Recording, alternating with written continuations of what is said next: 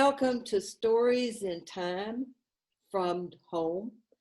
My name is Ellouise Schoettler. I'm the storyteller here, and we are gathering this story right from my house.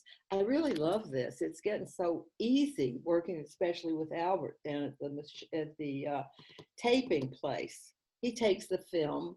I just talk. That's all I do. Okay. You know that if you've listened to this since we started doing this from home, I often talk about what it's like to be living in this quarantine. I know that you are doing it, but maybe something I say will give you some sharing that we'll know we're all doing the same thing. I watch a lot of old movies here in my house. I'm rather, just fascinated by old movies, particularly 40s and 50s movies. And not long ago, I was just accidentally came upon, while I was sleeping, the movie in 1995 with Sandra Bullock and Bill Pullman. And I had loved that film, so I watched it again. Well, several days ago this week was as though I were waking again myself, that I had been sleeping for the 4 months that I've been in this house. Well, the reason that I have to be in the house is that I am in my 80s, I clear that, and I've been told flat to my face, stay home, wear your mask, stay out of trouble. Other people will run to the shop, do that sort of thing. This is not for you to be doing. And I've been a good girl. I have not done it. Until Monday, this week. Well, I know that this is Thursday and that doesn't seem far away, and it was Monday. I had an envelope that had to be mailed that day and registered. And so I thought, well, hey, my car is just right outside. I haven't driven in weeks and I love my car. So I went to get it, had the key, ran out in front of the house. And I have one of those automatic keys. If you put it up soft, close, it will start the car for you. You just press the button. And it did nothing. It made some obscene sounds down in there, and then it just stopped. And all there was silence. I've had that happen in this car before, and I knew that this was going to need help. I didn't know what, but it would need help. I wasn't too noticed about that either. I can take care of those things. I belong to AAA. And so I didn't tell my daughter, who works in her office downstairs, because she's remote from the downtown office. And so I thought, I can handle this, not a problem. So I called AAA. They took down all my information. We've been a member for a long time. And so there were no bad news on my system. And so then they looked at it and says, we'll be there 20 minutes. 20 minutes for AAA? That was unbelievable that they would actually be here in 20 minutes. So I said, okay. Well, I went out and I told Karen, that my daughter, that I would have to have some help from her, please. They're coming. They'll be here in 15 minutes, and he's going to have to follow me in order to bring me home, because he wants to take this car wherever it needs to go. We'll take it close by to Liberty. It's only about a mile or a little more. It won't take long. Oh, but she said yes. She stepped in and she said, okay, I'll be ready. So she was up here, she was ready, and lo and behold, here's the guy with his truck. And so he jump-started, and it was just making the wonderful sounds out there. It was going to go, and he turned and he said, don't turn this car off, ma'am. If you get in here, don't accidentally turn this car off. Well, of course. So I drove behind Karen, and we went up to Liberty. And they took it and said, there were certain things they thought they would have to do, and we'd have to come back. Well, that meant that my daughter was going to have to take me to the post office as well, and that was going to use up more of her time. But we did it. We did it, and she was just very graceful in doing it, and I thank you, Karen. Going home, now I hadn't been out driving around in my neighborhood for 4 months. And so I was looking around, checking the houses here and there. And we turned on Manor Road. And the corner, Connecticut Avenue, there were 5 new apartment buildings. Oh, I think it was 3 with 5 floors. And they were just dominating the scene and blocking what you could see down the road. I always used to sit there for a few minutes and be sure what the traffic was doing because I could see everything. No more. That kind of change. There, I had been asleep and all of this had happened. I hadn't seen it when it was happening. I wasn't happy about it, but there's nothing that we could do. And I saw a lot more things that had changed in 4 months. The apartment buildings. Okay, so they were there. Okay. I looked around. Most of the houses looked the same. Most I recognized. Some had been painted. Some, the yards looked beautifully done. Flowers were blooming. Mine is cut, but I haven't been out there weeding. And so, there's yards looked much better for me. But we came down the street and I knew that a woman on this particular street had sold her house.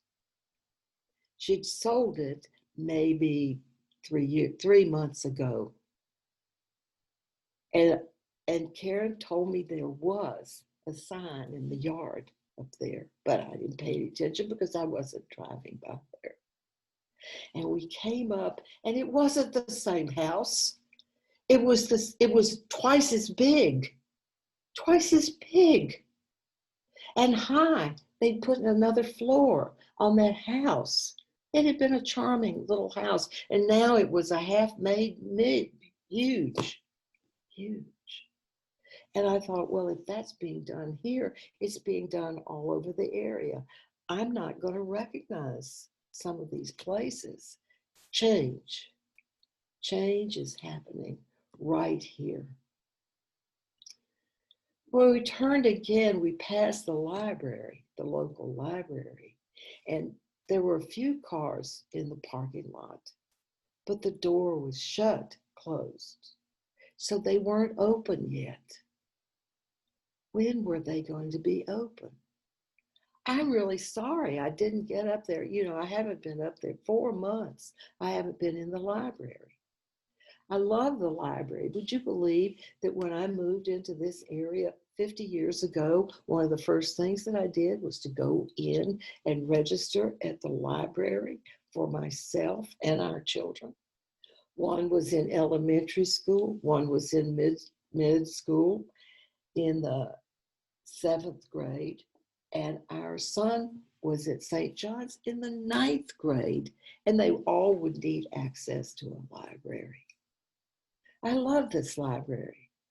I'm going to call and see about easing out the mistakes I made so that I can get my books on the telephone or the internet, and I'll have it on my computer. And I particularly like that because I get the audiobooks. It's so much easier if you've got an audiobook because they'll read to you. If you insist on reading it yourself, you can. But I love to sit there and have somebody read to me like I'm listening to a storyteller. So the librarian answered. And I said, well, how are you doing? Are you open or what's going on? She said, there are only a couple of us here. We're here to take care of you if you need something. And so what did you call about? What's on your mind? And I explained to her the help that I needed so that I could make these calls and get those books quickly. She had me fixed, right in order. And then I said, when are you going to open? Oh, I don't know. They haven't set a date yet. We have to make sure that it's safe for you and all of our people, as well as for us. We're here in this library. We don't see many people. And I said, well, I miss you. I know people miss you. They come up to this library. It's an everyday thing for a lot of people, and it's a regular thing for others. And we must be missing you. I know I'm missing you. And she laughed and she said, that's nice to hear because we miss you too. I turned to my daughter and said, I've got it fixed. I can now get my books. I've talked to her and she's given me the help that I needed. She had closed the conversation by saying to me, call if you need anything. We're here to help you. And that's what I was wanting to do. My conversation with her made me realize that I really had taken the library for granted. I'd been going to that library for such a long time. It was just part of my everyday life in this area, and it was being closed off. I couldn't go there. When we turned on the last road to the house, these are short roads, they're not that far away. We passed into our road where we live, and we passed the small local swimming pool, the one that's on our streets. And on this warm, hot day, there weren't any parents walking their children down to the pool as they would ordinarily have been. No. There weren't any people rushing down there with their towels on the back of their bicycles and all that. No, no. It was a change, a totally change. So I realized how much I had missed by not paying attention. I called my sister just to talk, and she said, my neighbor said, go away, you can't come in my yard. We have the virus. And I was so startled, I couldn't even speak. And I said, are you wearing your mask? And she said, of course I'm wearing my masks. I made my masks. And she said, why are you asking? I said, because why did she have the virus? She said, that's the answer. Some person that her husband worked with wasn't using his mask. And so everybody else in the office got it. Oops. Be careful. Wear your masks. Wash your hands.